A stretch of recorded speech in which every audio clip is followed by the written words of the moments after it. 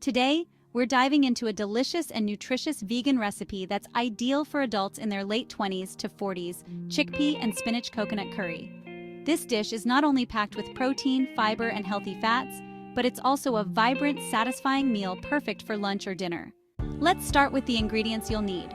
1 can of chickpeas, drained and rinsed, 1 can of coconut milk, fresh or frozen spinach, a medium onion, garlic, ginger, and a blend of curry powder, cumin, and turmeric.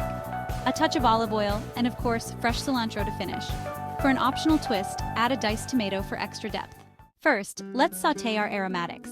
Heat a tablespoon of olive oil in a large pan over medium heat. Add your chopped onions and cook until they're soft and translucent. This should take about 5 minutes. Now, let's build those deep, warming flavors. Add 1 to 2 tablespoons of curry powder, depending on how bold you like it, along with a teaspoon each of cumin and turmeric. Let those spices cook for a minute or two to really bring out their aromatic qualities.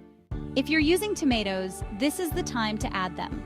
Let them cook for a couple of minutes until they soften and begin to break down.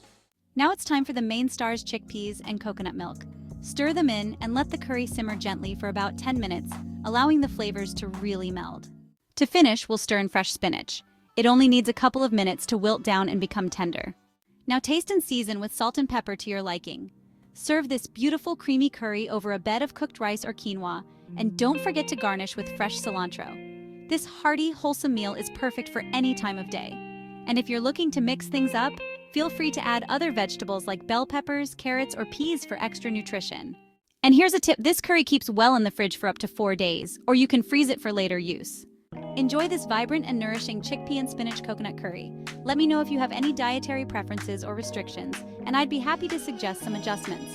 Until next time, happy cooking!